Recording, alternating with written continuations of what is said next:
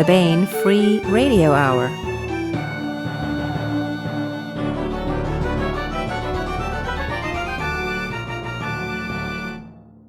On the podcast, an alchemical superweapon that can save the world or destroy it. The answer to humanity's existential questions, and a new anthology featuring AI super tanks. Plus, epic adventure, the horrors and glory of war, and the dawning of authentic love. All right now.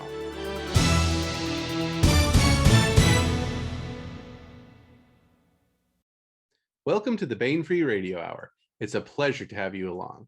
I'm Bain Associate Editor David F. Schreierrod, sitting in for your regular host, Tony Daniel. Today, we bring you the third and final installment in my interview with David Weber and Richard Fox about their new novel, Governor. Plus, I had a chance to comb through the Bain Free Radio Hour archives. They're housed in a secret room in Tony Daniel's basement, accessible through a hidden panel behind his collection. Well, I said too much already. Anyway, I dug up a real gem for the audiobook portion of the show, so stay tuned for that. But first, the news.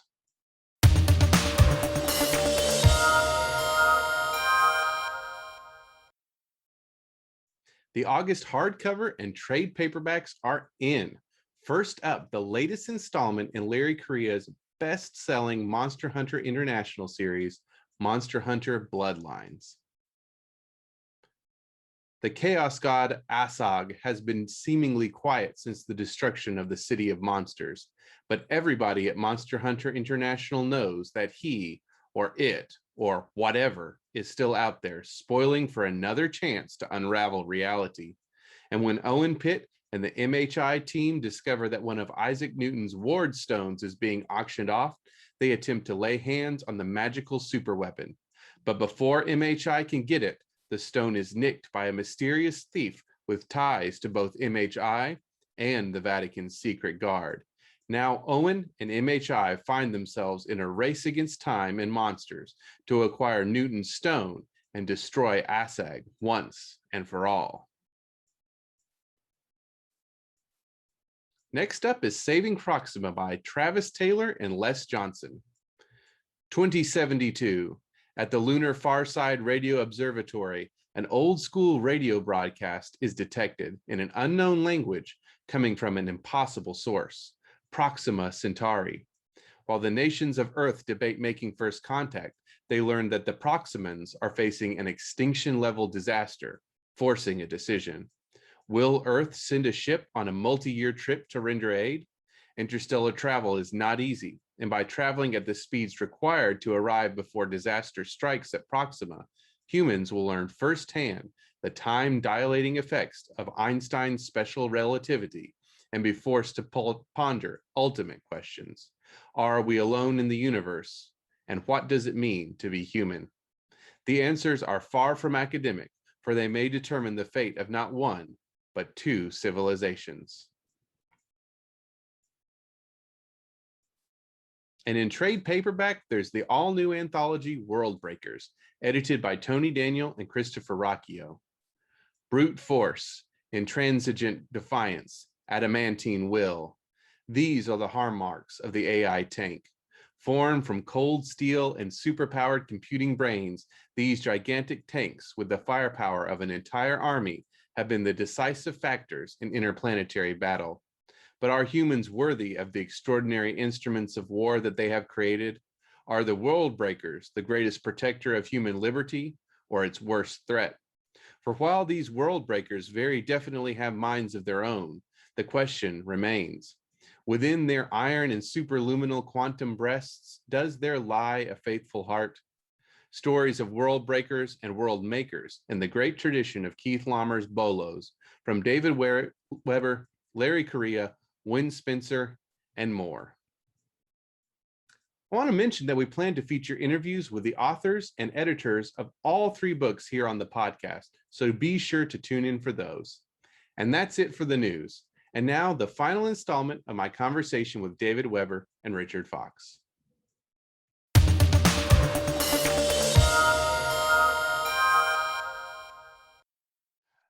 Well, you know, there's one other character we haven't talked about much, and then I think that was well. We could talk about the Rish more, but I want to talk about is it Callum or Column? I don't know. I pronounce it Callum. How do you Callum. pronounce Okay, so Callum Murphy, who is Terrence Murphy's son or his younger son. He's got two sons. Yeah. And the older one seems to take more after his mother's side of things, and Callum sort of thinks maybe he will too, but then there is a different path laid out for him. So if we could just talk about him a little bit, I think, because he's really sort of co-lead character in a way, although Murphy obviously is more integral to this story. But yeah, well, Callum, he's kind of a spoiled brat. He hasn't had the hard part of life because his mother and his grandfather are obscenely rich. His father is famous. So the way he looks at life is that he just can just tread water and probably get ahead.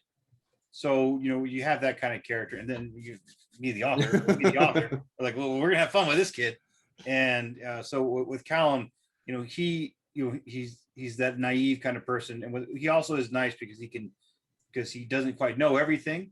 So he can take the place of the reader to go, I don't understand why we're doing this. Mm-hmm. Well, junior officer, let me explain it to you. So that's it's one of our author tricks to hide exposition sometimes. Right. Oh, yeah. Is when you have a character standing in for the audience, ask a question that the audience has. And the audience is like, oh, I'm so glad. Meanwhile, the authors were like, we're being a little bit more clever in giving you information. So go ahead, David. No, go ahead. So with Callum, he's we all know that Terrence is going to be the emperor, and emperors tend to be dynastic. So now all of a sudden, hey, Callum, the readers are going to be thinking, well, Terrence is going to be the emperor. Who's going to be the next emperor after him? So, with Callum, and the way he starts off as kind of it's like please God, not him. Yeah, Callum starts off as this spoiled little princeling. How is he going to, rise up in his father's shadow? So he's got a lot of character growth. He's getting quite the arc by the end of the series. In my original concept, okay, one of Murphy's kids gets sent out to him after he's already on the frontier. In the iteration that we finally put up, Callum goes out with him from the beginning. Okay.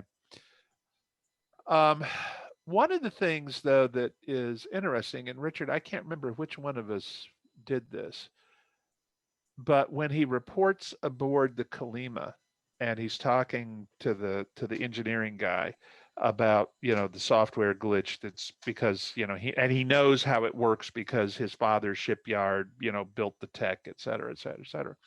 One of the things that you find out is that even though he is this son of this filthy rich, et cetera, et cetera, et cetera, his grandfather, who is in many respects not a sympathetic character, but does have some aspects of him that are sympathetic, but he insisted that his grandsons go into the shipyard and start at the bottom and spend a couple of years learning how ships are built and how it goes together and everything else, so that they have this practical experience of what to his grandfather is important, which is building ships and making the family business work and so forth. So he's got that. Okay. What he hasn't got yet when we meet him, the Murphy side of his heritage is not filled in. Okay. One of the things, and Richard, I'm pretty sure this was you, the battle of whatever it is, the Bryn Gap. Okay. Callum doesn't realize that the simulation that he's gaming is the one in which his paternal grandfather died. That's how uninformed he is about what's going on out here. Okay, he doesn't understand that the battle simulation that his father is using to illustrate a point to him is the one in which his own grandfather died. And that, I think, is really the point at which Callum's understanding of the universe begins to change. At which he begins to realize that this confident kind of my world is protected, nothing real bad is going to happen, etc. That he's about to maybe step outside that. And in some respects, his father commits him to this without Callum getting a vote. Okay. At the end of the day, though, Callum would not have been anywhere else.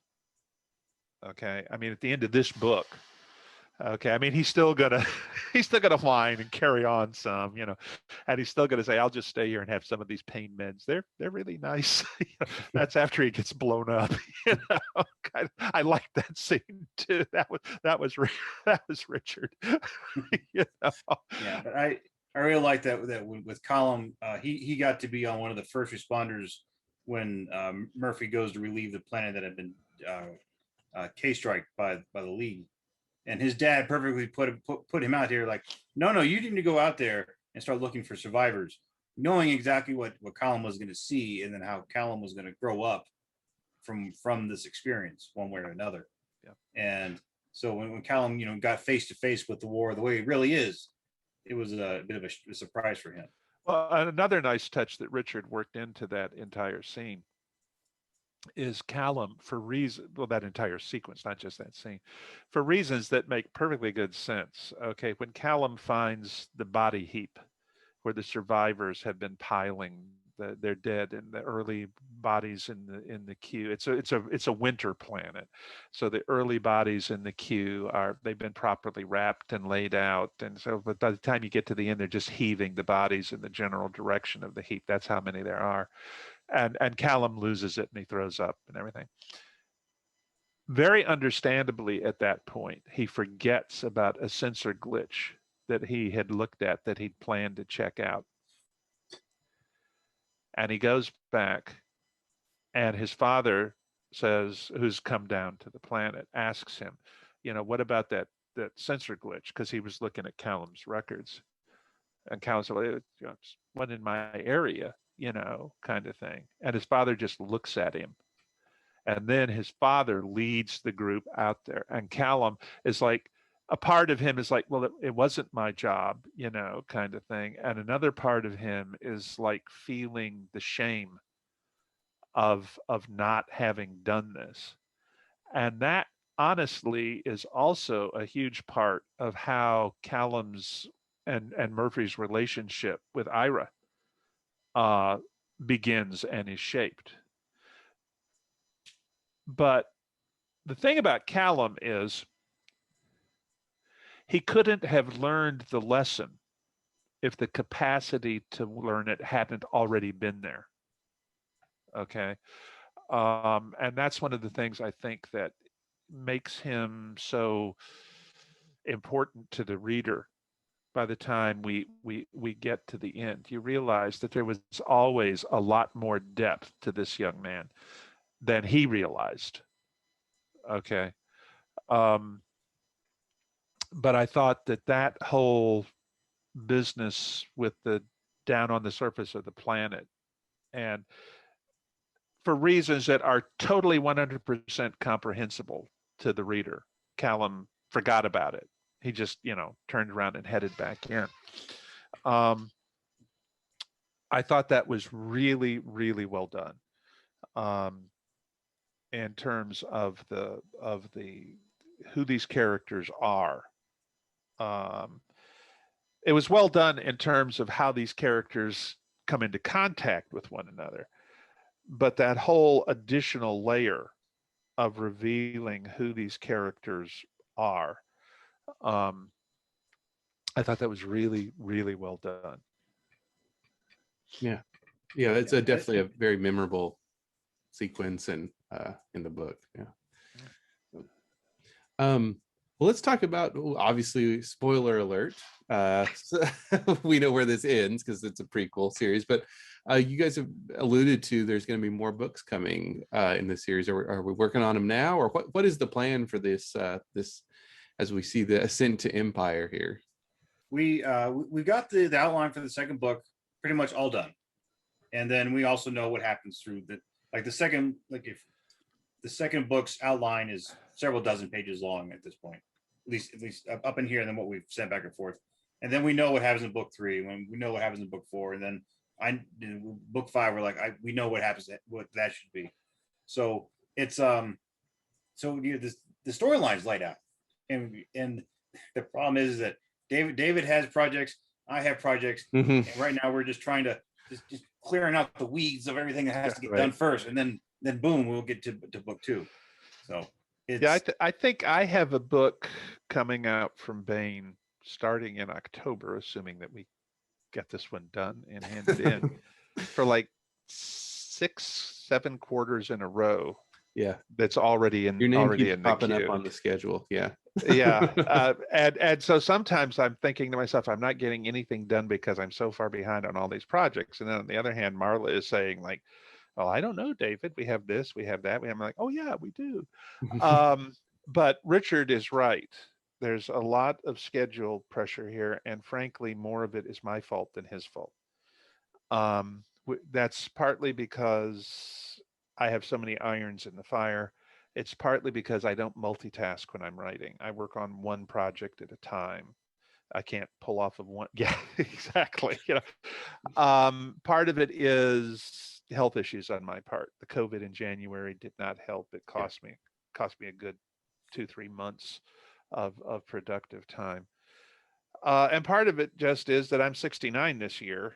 And so even under the best of circumstances, I don't have the energy level that I had when I was 37, just starting out. So all of that kind of comes together. And when a collaboration hits a pothole, like the one that I'm working on right now has done, you kind of have to drop everything else to fill in the potholes and get that one running. And then it has a concertina effect on everything else. Jacob Holowach has begun work on the 4th of the Gordian Protocol novels. Richard and I are at a point where his schedule allows it, he can start on the sequel to Governor. Jane Linskold and I are at the story concept stage on the next Star Kingdom novel. Yeah. Chris Kennedy and I need to have a conversation for getting the sequel to Into the Light underway. And Joelle Presby and I have had conversations about the sequel to Road to Hell, and she is already beginning work on her part of that. In the middle of all this, I am 2.5 years behind on the next Safehold novel for Tor. And my next solo project for Bain, Tony has told me in no uncertain terms, is the sequel to Sword of the South. So it's not like I don't have plenty of things to keep me busy. But that's why working with me right now is problematic in terms of how promptly. Oh, and Tim Zahn and Tom Pope and I still have one more book to do in the Manticore Ascendant series. Yay. It's better to have too many things to do than have contracts and not be able to think of anything to do. Okay. But it does, and it does create problems for the people who are working with me, and I know it does. And I'm sorry, Richard. But I am just flat out. Sometime in the next year or so, I have to do I'm committed to a collaboration with Chuck Gannon in the Kane Riordan. Oh, cool. Universe. Oh yeah, cool. Yeah, it's like I didn't have anything else to do, But I think that's one reason why Tony is kind of like protective of my time when people said, "Oh, assuming that we can get clearance." Phil Pornell and I are supposed to be doing follow-ons to Mamelukes.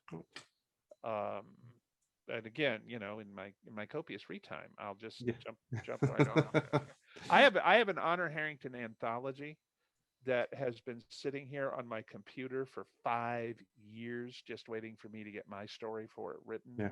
You And just it like was- all the fans are just like, wait, what?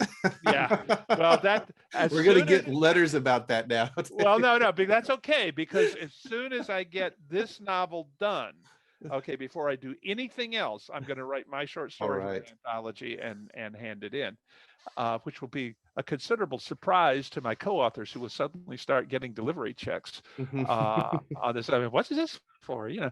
But and it just got pushed to the back Yeah. burner and then just plain forgotten. Now, okay, the Apocalypse Troll, Mhm. okay, which came out, what, 10 years ago now? That was actually the first solo novel that Jim Baen ever bought from me before any of the others. Yeah. And it sat there. And I actually rewrote it like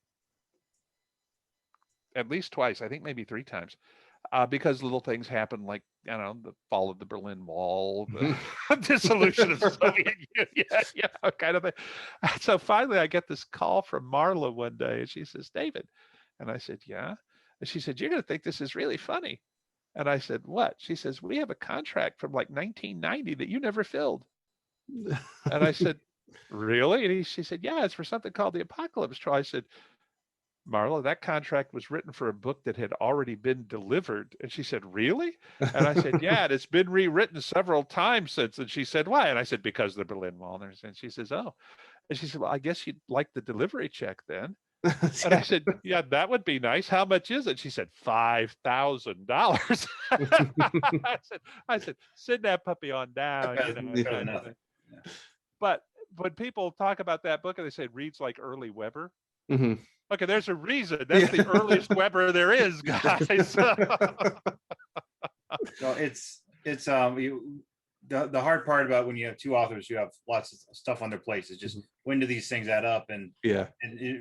for by and large, the only hard and fast thing I have is to deliver another manuscript to Podium Publishing, because R.C. Bray is going to narrate it. So I just like, this one book has to be to him on October 15th, because it's R.C. Bray and his schedule fills up quick, and God help you if you fall off. But I think I can have the manuscript for book 2 to David early 2022. All right. Ooh. So it's but also if Baen comes along and says June 5th, we're like, oh, okay, fine. Well, I will react and have it in. Yeah. So, but it's I'm finishing up my 3rd Ember War series called the Abar Crusade, and then I've got the Tear series, which is being narrated by R.C. Bray. That starts, the first book comes out August 3rd, and then so once I get the Abar Crusade done, and then the next 2 Tear books done, because I would much rather have book 3 waiting for R.C. Bray to have an opening in the schedule so we can get out faster. But then after those 2 series are done, then I think I can get into book 2, and then just leave it for David, because I'd much rather have David have the manuscript waiting for him, rather than David to say, "Hey, I've got an opening. Where is it?" And I'm like, "Oh no." You have to give me a couple days. Yeah. Well, I have to say, I kind of, okay, when I started writing, okay, it was basically typewriter, okay, and hard copy, and you edited with a pen and then retyped, okay, and that was the first book, probably. That's how I wrote the Apocalypse Troll, which was actually written before Insurrection. Okay, Insurrection I wrote on a Radio Shack 80, I think, using Scripsit, which was an early word processing program and one of the better ones around in a lot of ways. And my collaborator, Steve White, wrote his chapters longhand and sent them to me for me to incorporate. It wasn't until Honor Among Enemies that I was able to submit a manuscript electronically. Before then, I could send it hard copy and send it with a floppy, but it wasn't until that point that I could send one electronically. The writing tools and the writing environment have changed so much in that 30-year span. For traditional publishing, it's been more a matter of the technology that is now used to produce the same basic product that was already being produced, plus the ebooks and the audiobooks. For folks like Richard, who started as indies and whatnot, okay, electronic publishing is a totally different thing Yeah. from traditional publishing. Um, Before computers came along, somebody like me who produced three roughly 200,000 word novels a year was really, really, really rare. Okay. Some of your pulp writers and whatnot who had to churn it out in short fiction and whatnot would produce maybe the same word count, but nobody was producing that many novels in a year. And it was possible partly because I'm a fast worker, especially when I'm into the groove, but also because I was steadily getting capabilities that earlier writers hadn't had. I think in many ways that indies are under more pressure for output deadlines Yeah. than traditional publishers. And I think that's partly because you're looking at a market where numbers of sales on an individual book are going to be lower than in traditional publishing that gets supported on Amazon and everywhere else. And so you're really in some ways more in the position of the old pulp writers.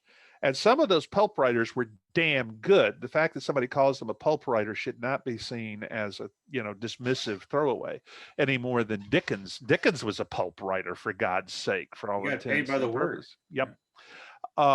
And I just, every so often, I just sit back and I look and I marvel. Eric Flint and I were talking about this years ago.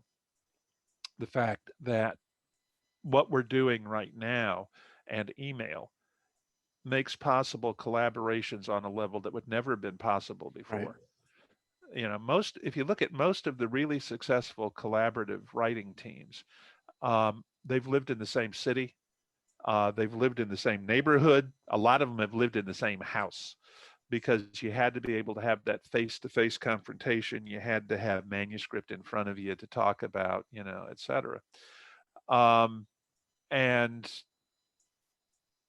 with this, okay, Richard and I, we're dropping stuff back and forth. We're both putting marginal notes on it. If we're like, yeah, I wonder what he meant by that. It's boom. We're going to do a video conference on Facebook to talk it over or whatever. That's something that people just didn't have before. Mm-hmm. And I've told people before, to me, e-publishing and the internet is to where we were. It's what Gutenberg was to the scriptorium in a lot of ways. Okay, those illuminated manuscripts are absolutely gorgeous and and everything, but you could produce 2 of them a year, as opposed to Gutenberg being able to print 500 copies of his Bible in a week. Okay, and I think that that's both very, very good and very, very bad. Um, Richard, okay, I've said this before. Okay, one of the great things about the internet is and electronic publishing is that you get to see bunches of books you never would have seen otherwise. One of the really bad things about it is you get to see bunches of books that you never would have seen otherwise. Yeah, I don't think we would have had any Chuck Tingle books if we the traditionally published route. By the way, don't Google that. You'll get some weirdly weird Google recommendations if you do that. Well, I have to say that I wish that more of the indie writers had the sort of support team that traditional writers had in terms of an editor telling them, no, this won't work, go fix it. A really good editor like Jim or like Tony Weisskopf or Jim Mins, I can think of several. They'll tell you that something is wrong, and they'll tell you what they think is wrong, but they won't tell you how to fix it. Okay, they'll just tell you it needs to be fixed. And in fixing it, you have to understand, first of all, why they thought it was a problem, which is usually good for you to know going forward. But you also are brought face to face with, what do I need to do to fix this? How do I need to grow as a writer to fix it? And in some respects, that's kind of what I'm trying to do with some of the collaborations that I'm doing. Is to I remember when John Ringo and I did March Up Country. Okay, I remember at one point he called me and he said, David, and I said, yeah. He said, I got like 200,000 words. And I said, that's great. He said, no, that's bad. I said, why? And he said, because I'm halfway through the outline for the first book. And I said, well, send it to me and I'll see what we can cut. And he sent it to me and I read it. And after I read it, I picked up the phone. I said, Jim. And he said, yeah. How would you feel about that trilogy turning into 4 volumes? And he said, oh, hit me, beat me, make me write bad checks. Okay. So he did. But John told me, he said, he was reading the manuscript where I edited it and whatnot and changed it. And he said, you know what was really scary? And I said, what? And he said, after you did it, I understood why you did every single thing you did. You know?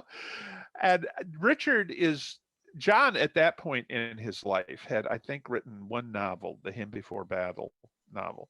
And that was really the first thing he'd written since college after his whole military career and everything. So I'm not comparing Richard and John's level of experience at that point.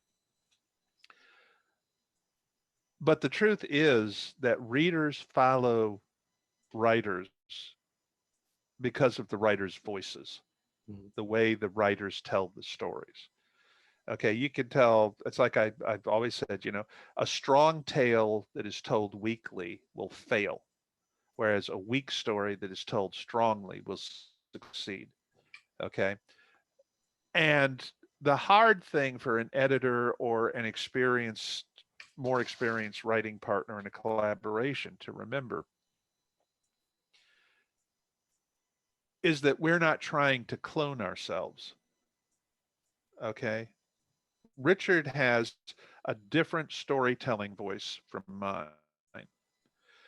Our collaborative storytelling voice is different from either of us in isolation.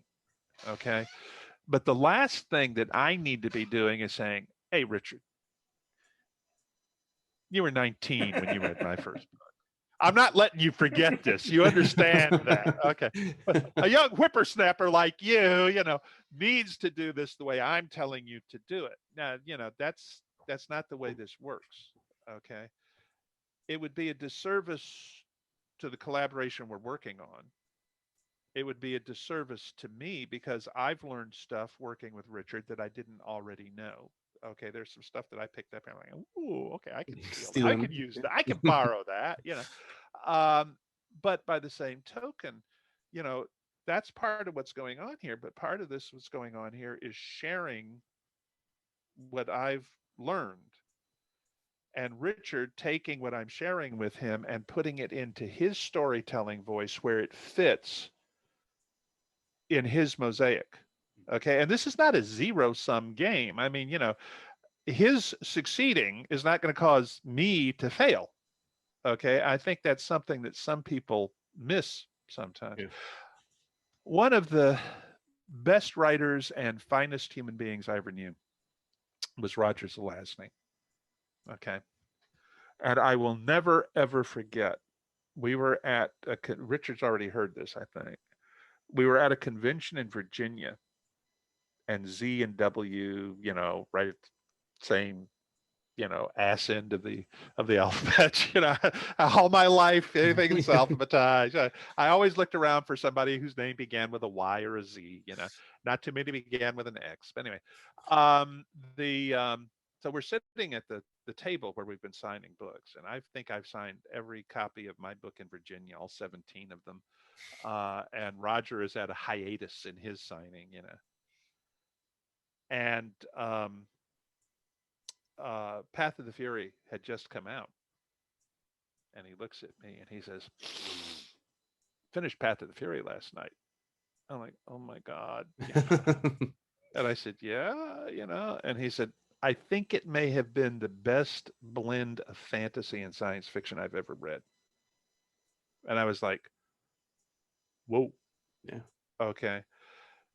And he was staying with the same people I was staying with in Virginia. And that Sunday evening, we were sitting out on the back porch of this 150-year-old house, thunderstorm, tin roof, water pouring off the end, drinking beer, bare feet stuck out under the water coming off the edge.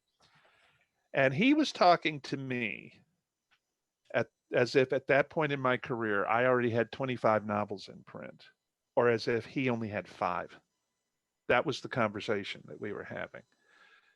And I decided right then that if I got to grow up and be a writer, okay, that was the kind of memory that I would rather have people have of me.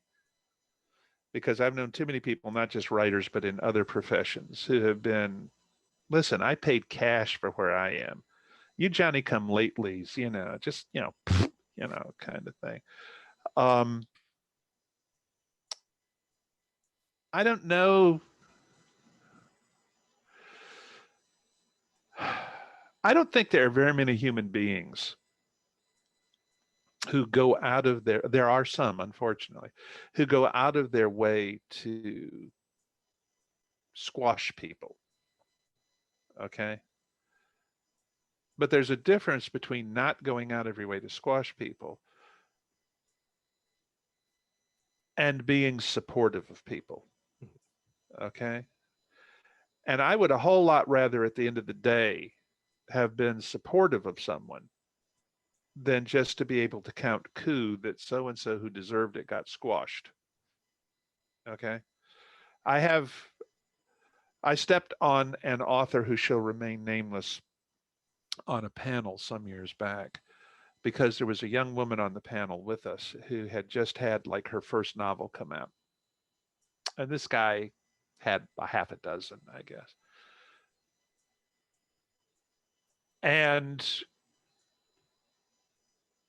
this is going to sound strange coming from me, but he was dominating the panel. Okay. And it was, I was the only really, I guess, God, I hate this, senior author on the panel. And I actually was sort of stifling myself on this one because it was primarily a panel about, how you get started and whatnot.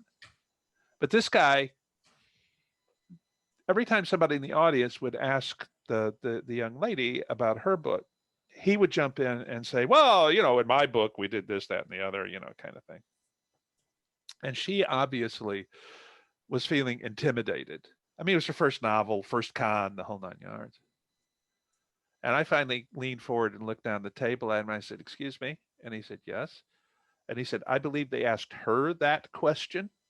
And they might want to hear her answer instead of another one from you. And he was like, kind of thing. And I didn't even think about it until after the panel. And somebody said, boy, you came down from Mount Olympus on him. And I'm like, what Mount Olympus? That was, it never even occurred to me, okay, that anybody would see it that way. But I was perfectly okay with people seeing it that way after the fact. Sharon's view of me, among other sometimes uncomplimentary aspects, is correct when she says that my problem is I don't handle silence well in a discussion situation. And if nobody else is talking, I damn well will. And the result is that nobody else gets to talk at all. But, and Richard here is going, see what I mean? No, I just, for everyone out there, my back? Yeah, okay. Yeah. For everyone out there, while we were going through Governor, I had this idea, one scene where there would be an animal sacrifice. And I floated that up to David, and David just kind of went, maybe not. And he could have just said, no, that's ridiculous. It doesn't fit the story. And then he was gracious enough to say maybe we should rethink the animal sacrifice a little bit, and I did, and it ended up being one of the better scenes in the whole book because it took out the animal sacrifice and put in, well, dang it, the one song who's I'm blanking on. Sabaton covered it. Yeah. On Flanders Field. Excuse me. So instead of an animal sacrifice scene, we got on Flanders Field reference, which was a lot stronger for the story. So, and really, David was correct with that. And then, but a lot of times when we're going through here, it's I'll have crazy ideas, and then I float them up to David, and David will stop, and he'll be very considerate, and a lot of them will actually get through. A lot of the crazy will get through, and then David will say, "Well, what if we did this instead? And what if we did that instead? And what if we did, if we change this sort of action over here?" And then I am well aware enough that David has been writing much longer than I have. Since you were 19. Yeah, go ahead. Probably longer than that. And then, when David says, "Well, what if we did this, that, and the other thing?" I realize he's giving me very good constructive advice. I stop to think that actually makes perfect sense. Why did I even go the other way? Animal sacrifice. Put that in no. book. Oh no. Yeah. Oh no, but the animal sacrifice is in there. Okay. Yes. Remember when Callum finds out? Okay, and Hanrahan says to him, it's like, well, we'll have to sacrifice a goat when we get back to Silver Tree. And he's like, Callum is like, what? And Murphy is like, Harry. And Harry is like, but his expression, it was priceless. In a different form, it may. Yeah. Well, gentlemen, I think we'll probably wrap it up. I usually have you guys plug what you've got coming out, but we kind of ticked all those boxes earlier, I think, mostly. Unless, Richard, did you get everything in? Well, I would just, I've been reading a lot of the reviews for Governor, and I'm very happy that folks, readers really enjoy the book. And that's the best thing I could hope for, is for readers to enjoy it. And I just wanted to let everyone out there know, yes, it's a series, and yes, we will finish this series. And the wait may be a little long between books, but you're going to get all of it. We're not talking Game of Thrones level length here, but it's the whole series will come out, and it will come out as timely as we can possibly make it. Yeah, and I would add that Richard, for your core readership, they're used to the schedule that you're producing them on the indie format. Yeah. And the traditional format always runs longer than that. The minimum turnaround time for a traditional book is about 18 months from the time that you begin working on it to and that's another difference between the two markets that I think can be an interesting problem for somebody like you and Jacob, who are in both, and Chris. Okay, my God, the Four Horsemen, kind of thing. Whereas I'm basically just staying home in my own little world, kind of thing. But yeah, definitely. Okay, let's put it this way.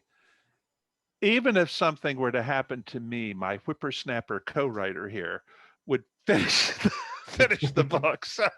Okay, so they will get done. And no, that is not the reason I went out and got a much younger collaborator to help me out with it. I'm not planning on going anywhere. But between the concussion from Dragon Con and then the COVID, it seems like, I've had like for about 4 years now. It's like, something happens that knocks me off the writing queue, and I get back on and I do like 2 or 3 good books. Everything is great. And then I go and do something else. And I'm not too sure I'm in favor of people saying, well, David is fragile. Okay, I'm like, what? But there, it's not fragility, it's timing. And then, of course, while working on this current project, kidney stones, of course. Okay, why not? You might as well throw something else into the mix. But Richard is correct. It will get finished. And the next Bane book coming out, for me, assuming that we get everything squared away in time, is To End in Fire. The collaboration with Eric, which is the next in the Crown of Slaves, and it begins where Uncompromising Honor ended. Actually begins a couple of months before Uncompromising Honor ended. And despite the problems that we've had with it, I think this book is solid. We do have the issue that because of delivery constraints, we've been delivering it to Bain in pieces rather than as a completed manuscript. And I really don't like doing that because it makes so much room for continuity errors and whatnot in the final edit. But We'll I keep think an eye on it. I told Tony, and she said she thinks that she may have it read by two separate copy editors. Will have more queries, but be more likely to catch everything. But what I'm saying here is that I think this is going to be a book that the readers are really going to like, and that will be worth everything that went into the sausage. And I'm almost done. Yes, All right. I'm almost If done. we would stop calling you for podcasts, you'd probably get it knocked out, Well, that and buying new cars and that kind of stuff. But yeah. Anyway, that's All about right. it from my end. So. Well, thank you both so much. I'll say again, the book is Governor. It's the Ascent to Empire series. It is out now in hardcover and, of course, ebook. You can get on Bain.com, DRM free, or wherever you get your ebooks or your paper books. So Richard Fox and David Weber, always a pleasure, David, to talk with you. And Richard, it was great to have you on the podcast for the first time. So thank you so much. Pleasure to be here. Thank you.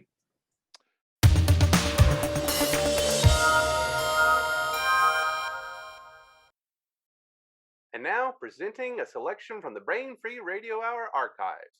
Journey back with us to an era when radio was king, a time when live actors and actresses gathered round the radio microphone and enacted dramas meant to be seen with the ears.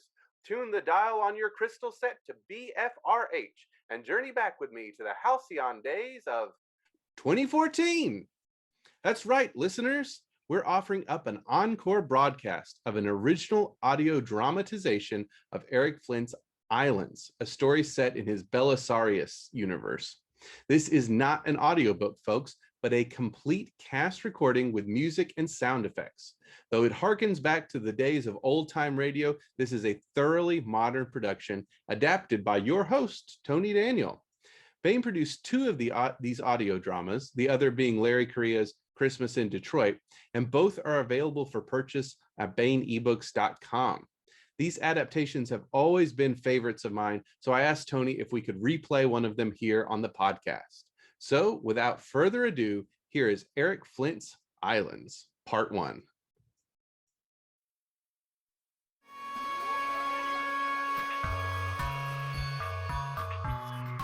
Bain Audio Drama from Bain Books, the heart of science fiction and fantasy. Bain Audio Drama presents Eric Flint's Islands, based on the novella by Eric Flint, set in the world of the Belisarius series by Eric Flint and David Drake.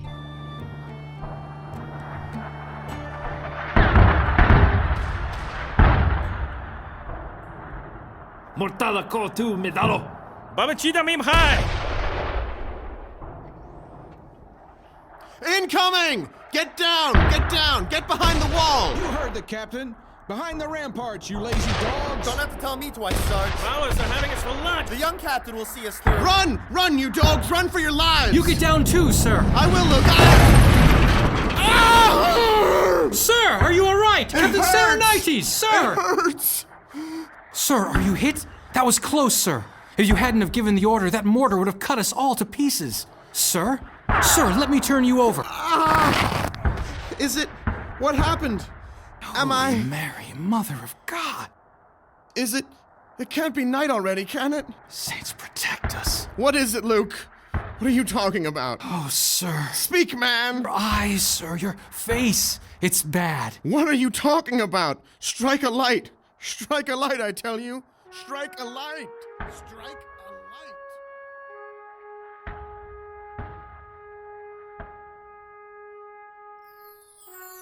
My name is Luke of Eliphonesus.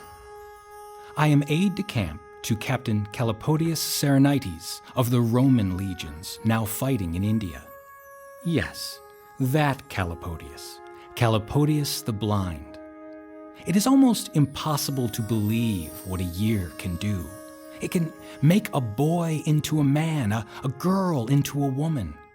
For you see, before Calipodius became a great and revered captain who led his men bravely in battle, and then Calipodius the blind, whom you undoubtedly know, he was simply a 17-year-old boy about to enter into an arranged marriage that the young woman involved most decidedly did not want to take place.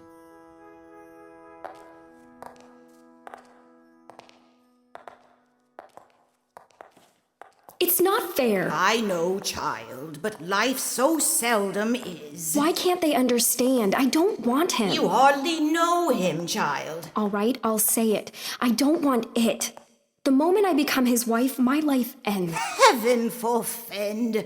Don't speak in such a way, Anna. I want to be left alone. I want to find my own path. I am 17 years old. I've hardly lived. True enough. And I want books. Books and stories and science and philosophy for the rest of my life. I do not wish to become an ornament. Nobody expects you to like it, dear. Then why? Why must I be sold into a life of utter misery, utter boredom? Look around, Anna Melusine.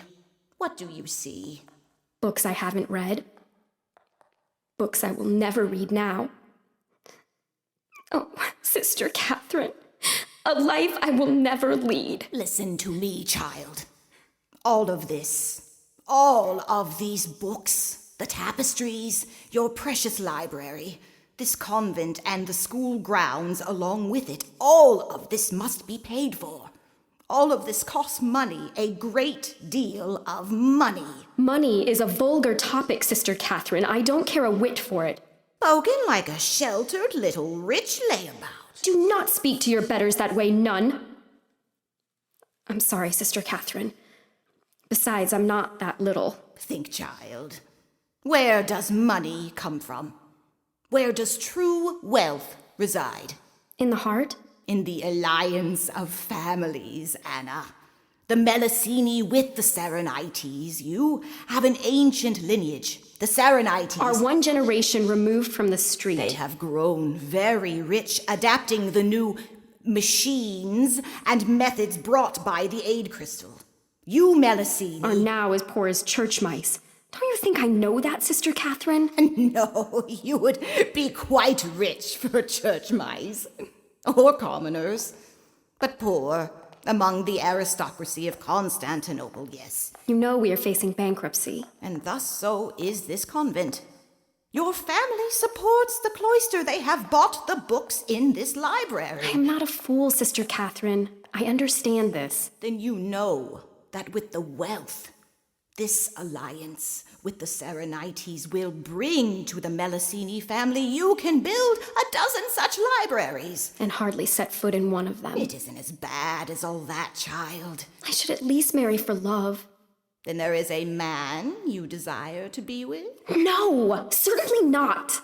Perhaps you can learn to desire, if not to love. And I have heard that Master Calipodius is handsome enough. Sister Catherine! No one does hear rumors, even locked up in here. Oh, you surprise me. Well, I may be a nun, but I'm also a woman. I wish I could stay locked up here with these books forever. The steam engine, the telegraph, the times are changing as they haven't for 1,000 years. Not fast enough for me, Sister Catherine. Not fast enough.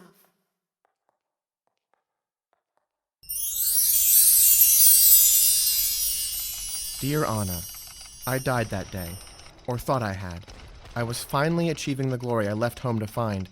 The Malwa made a great charge at the ramparts, but we repelled him. My men held firm. Oh, we rained a terrible fire upon those troops. Bullets, bombs, exploding shells. I was everywhere along the wall, giving orders like a professional. We won, Anna. But one mortar, one parting shot from their rear guard. Feeble, pointless. Our enemy was defeated. They were in retreat.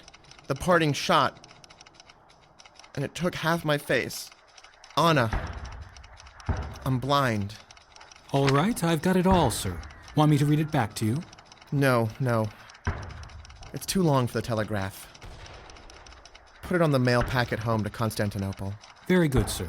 The Iron Triangle usually has reliable courier service to Constantinople, even though I hear the Malwa do their best to blow every ship that passes out of the water. Oh well, we'll have to trust to the General, sir. Captain Serenites, welcome to the Iron Triangle. I know I shouldn't have come, General, but I felt so useless downriver. Maybe I can help with supplies, or something. Calipodius, it is good to have you here. I may not be able to see, but I can still count, even if... Forget that. I've got enough supply clerks. Then there is nothing for me. Not at all. The truth is, lad, I'm delighted to see you. We're relying on telegraph here on the island for communication with the rest of the army. But the telegraph's a new thing for everyone. I know code. I could be a telegraph clerk. I could do it, sir. Had in mind something a little more complicated. This command bunker is full of people shouting at cross purposes. I need a good officer who can take charge and organize this damn mess. You would have a blind man do this? Being blind won't be a handicap at all for this work. Probably be a blessing. General, I never expected to command again. I don't know what to say. Say yes, Captain Serenites. My tutors thought highly of my grammar and rhetoric. If nothing else, I'm sure I can improve the quality of the messages. Calipodius, your reports are always clear, concise, and perfectly detailed. You do write them yourself, don't you? Of course, sir. I would never trust that task to anyone else. Then it's settled. It's real. I never thought something real. I can do this.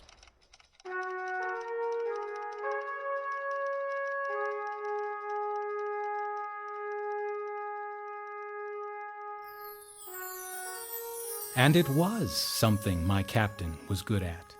Within days, he understood the problem. Within a week, he had General Belisarius's communications center humming like a well-organized beehive. Yes, Calipodius found his place on the island known as the Iron Triangle. Being blind, he had come to realize, did not mean the end of life, although it did transform his dreams of fame and glory into much softer and more muted colors. Life is a crude thing, after all. It is a project begun in confusion, fumbling with unfamiliar tools, the end never really certain until it arrives. It is not unlike a blind man attending to his toilet. And to think a year before, another had believed her life at an end, as surely as had blind Calipodius. Who? Anna, Calipodius's new wife, of course.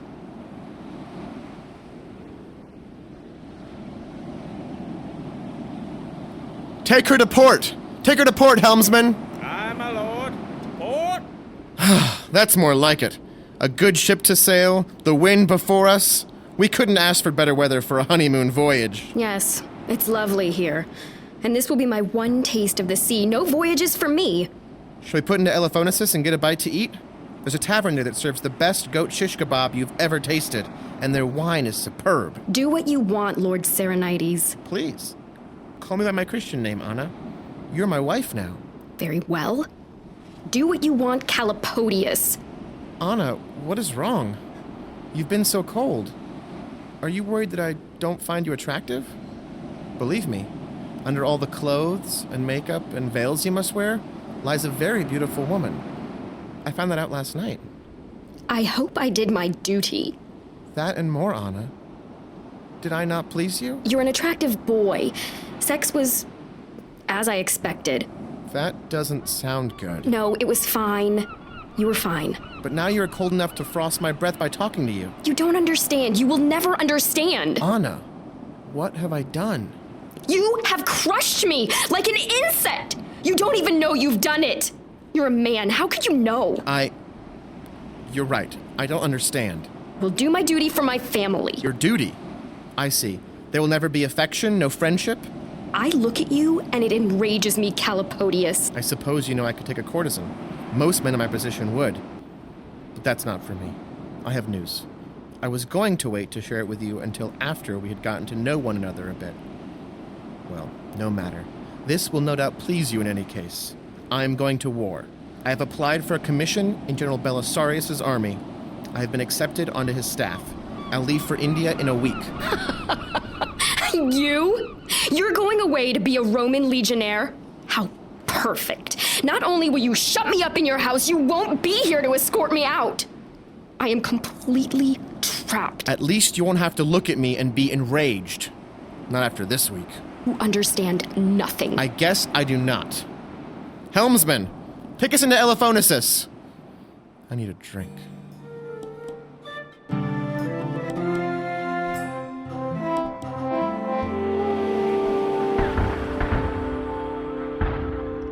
Captain Saranides, Persian command at Daru Landing report Malwa incursion from the north-northeast.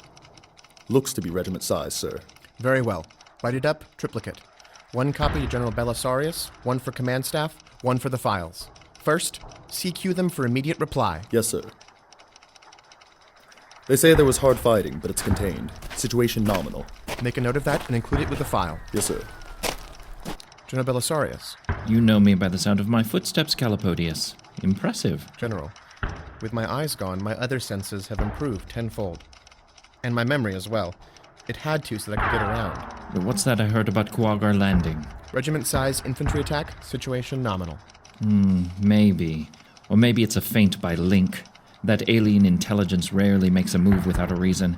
He cares nothing for the lives of his troops, but he won't have spent them to no purpose.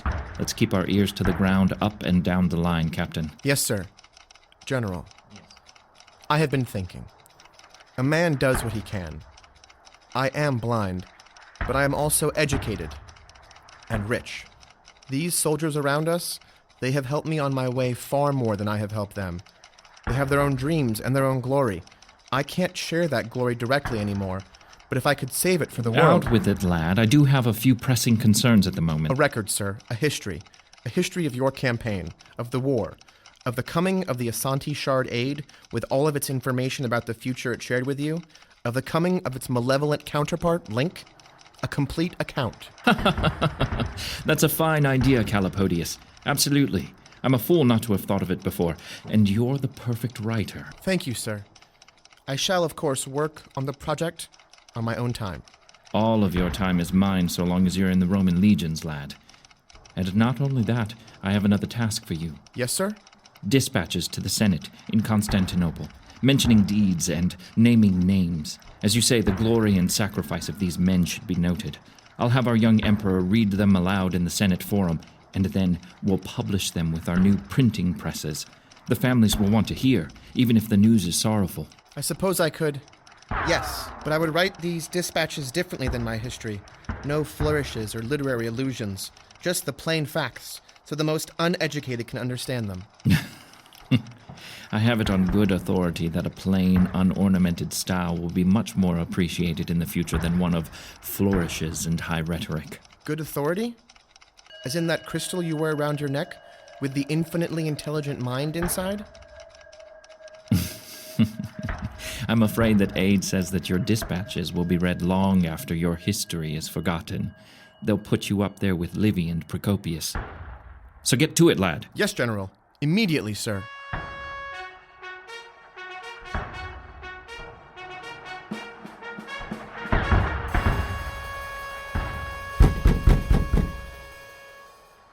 Is this the bunker of Calipodius the Blind? Who wants to know? We're from the 13th. We're Antioch men. The general sent us. Bring them in, Luke. Bring them in. All right, you heard the man. Who do we have here? A bunch of boys seeking fame and glory, lad. Speak up then, boys. Tell me everything. Name's Abelard. Abelard of Antioch. I'm the Hecatontarch in charge of the westernmost bastion of the fortress of... You had hot fighting yesterday. I heard about it. Came at us like demons, sir, but we bloodied them good. I'll want to hear all the details. Luke here is my aide-de-camp, but he's also a scribe. Sit at the table. Over there, gentlemen, and we'll get started. I'll make sure it goes into the next dispatch. Thank you, sir, but begging Luke here's pardon, it's neither the fame nor the glory of it, it's just... Your dispatches get read to the Senate, sir, each and every one, by the Emperor himself, and then the Emperor by Express Command has them printed and posted all over the Empire. The printing press is a wonderful new thing. You see, we want it for our families, sir. They'll see our names and know we're all right. Except for those who died in the fighting. But at least... Their names will exist somewhere. On something other than a tombstone. You have the truth of it there, sir. Let's get started.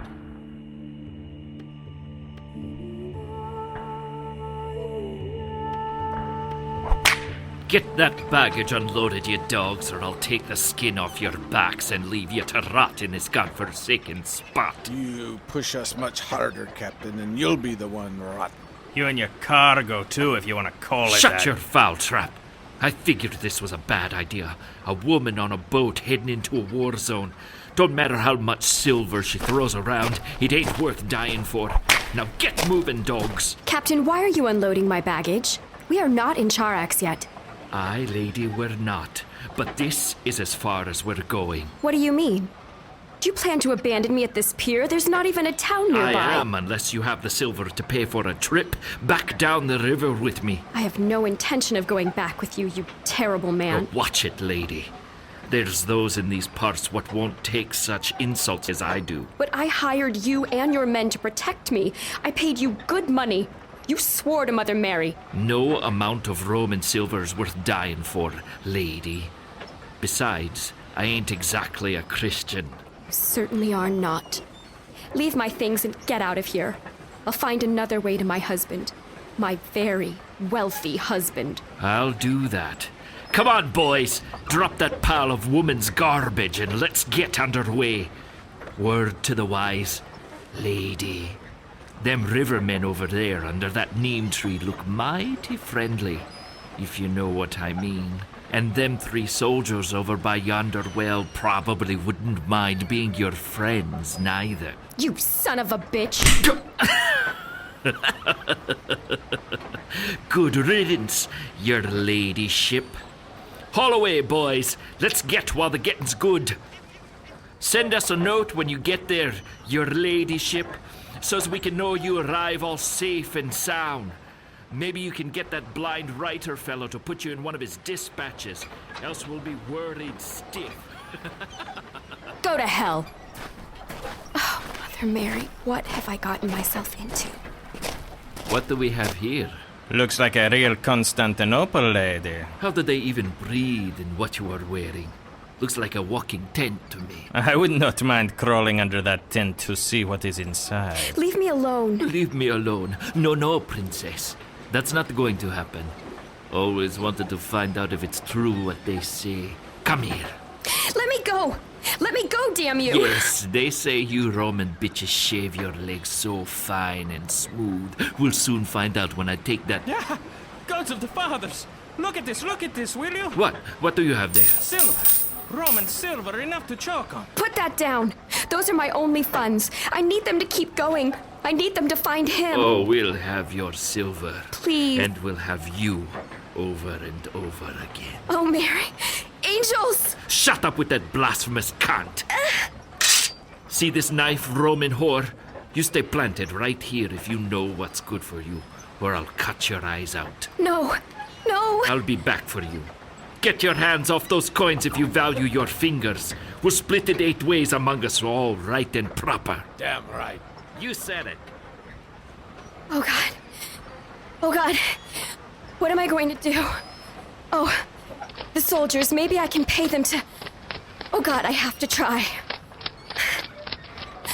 Please, you have to help me. We have to do no such thing. I'm begging you. Beg all you want, girl. There's 8 of them and 3 of us. Look, I need help. I'd say you do. You'll be lucky if they don't kill you after they rob and rape you.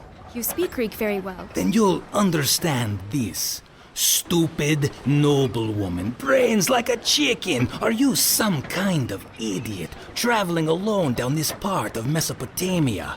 The difference between a riverman here and a pirate... I'll pay you.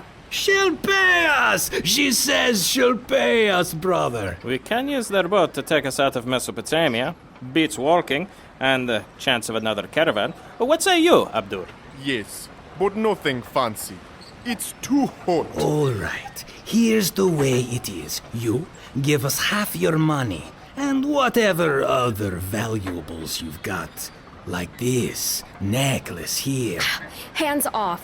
I do admire you, girl. And I don't mean the way those rivermen like you. You've got spirit, I'll give you that.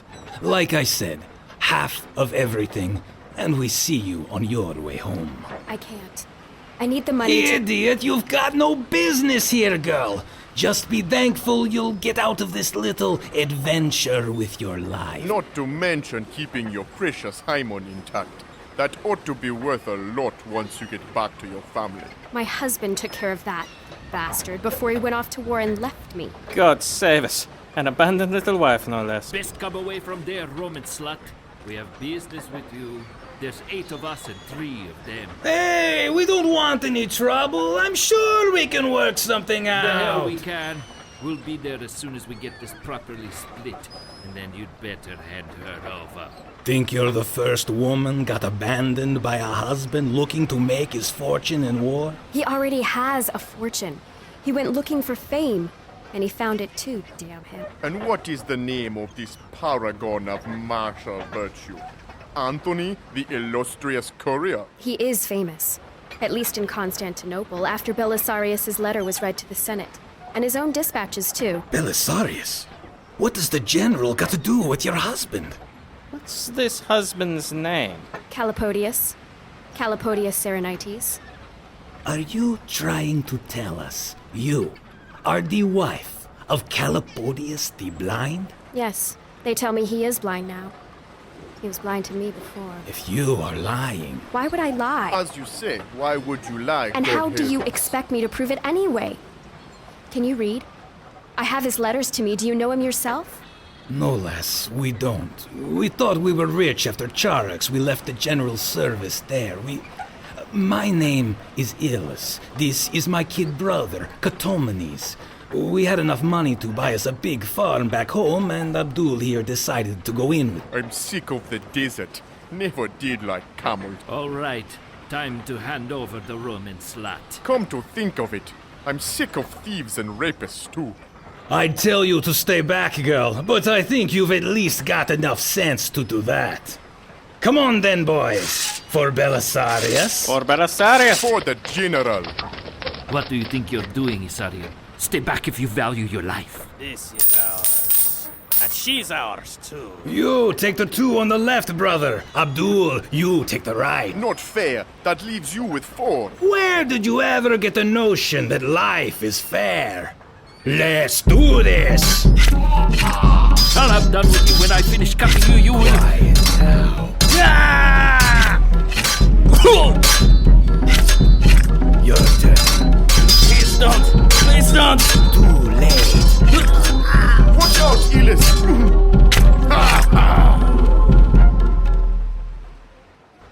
Well, Brother Ilus, that was easier than I thought it would be. And who said you could have 3, Abdul? Where did you ever get the notion that life is fair? You killed them. So fast.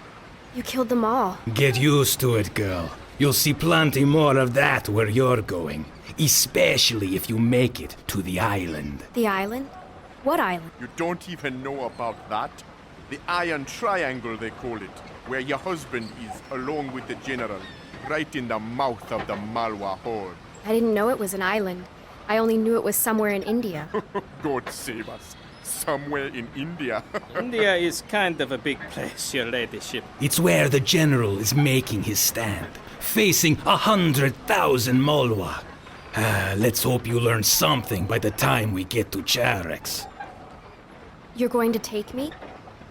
You're going to take me? Well, to tell the truth, we've been having second thoughts about mustering out. It seems a shame to miss out on looting Malwa itself. Yes, we'll take you, girl. Hell yes. I assume you'll recommend us to the general. I'd really prefer a better assignment this time than being on the front lines. A bit dicey that when the general's running the show. He does insist on fighting. I imagine my husband needs a bodyguard. And he's certainly rich enough to pay for it. Done, wife of Calipodius the Blind. Done and done.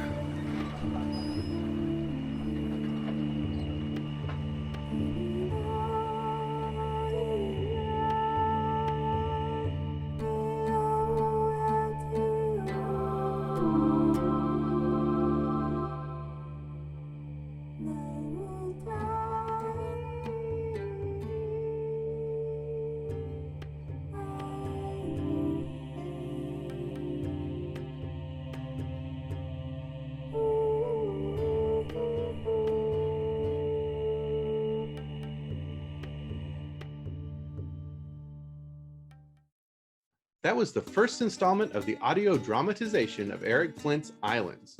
Tune in next week for part 2. Well, that's it for the podcast. Thanks as always to podcast theme composer Ruth Judkowitz. Praise, thanks, and gratitude to David Weber and Richard Fox for sitting down and talking with me. And a hail and hearty thank you to Tony Daniel for letting me sit in this week. You know, over the years, Tony has been a great mentor and friend. It's almost like we're siblings. I was touched to see he felt the same way. The other day, I uploaded the podcast and he sent me a text saying, "Big brother is watching." Heartwarming. This is David F. Shirod coming to you from a soundproof bunker somewhere deep in the heart of Texas. Tune in here next week at the hammering heart of science fiction and fantasy and keep reaching for the stars.